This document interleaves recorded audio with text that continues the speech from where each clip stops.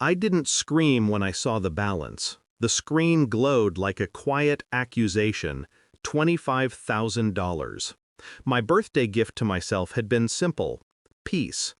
Instead, I got proof that the people who raised me had finally crossed the line.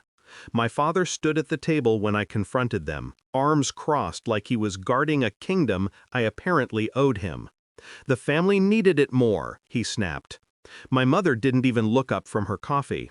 "You can celebrate alone. We had better plans." That was the instant the room went still, the moment the last thread snapped. I remember the weight of my wallet in my hand. I remember the quiet in my chest. Not rage, not sorrow, something colder. "Then don't ever call me again," I said, and I walked out. Not dramatically, not angrily, just done. Backstory is a dangerous thing. It fools you into forgiving what shouldn't be forgiven. I grew up thinking loyalty meant sacrifice. Dad always said, "Family comes first." Mom always said, "We share everything." I believed them. I worked through college, sent money home, paid bills they never thanked me for.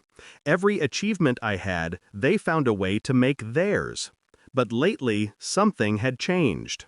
The calls asking for a little help, the guilt trips wrapped as concern, the unspoken expectation that my life existed to fund theirs. And stupidly, I let them, until the credit card statement arrived. The betrayal didn't shock me. The boldness did. The charges weren't subtle. Designer bags, a weekend getaway, a truck deposit, and the full mortgage payment on their house. I wasn't asked, I wasn't warned, I was used. And something inside me finally stopped bending. That night, I didn't cry, I didn't rage, I planned. I opened my laptop and pulled up the documents I never told them I kept. The mortgage I co-signed when Dad's credit fell apart. The truck financing I covered when Mom wanted something nice. The personal loan I took for my sister that Mom co-signed, then never paid. All because family helps family. I clicked through each account slowly, like counting beads on a rosary before judgment. Cosigner rights, primary payer rights, revocation clauses, immediate termination options. They thought I was their safety net. They forgot nets can strangle too. When I executed the plan, it was silent, surgical. Mortgage? Canceled. Default switched to primary signer, Dad. Truck? Loan revoked, repossession scheduled for 8 a.m. The loan my mother co-signed for my sister? Payment obligation transferred entirely to her. Interest increased due to delinquency. I didn't have to ruin them. I simply let them carry what they had always dumped on me. The system did the rest. By morning, their world would tilt, and they wouldn't even know it was me. Not because I hid it, but because I didn't owe them explanations anymore. Climax arrived at 6:12 a.m. My phone erupted in a chorus of missed calls. 10 from Dad, 7 from Mom, 3 from my sister.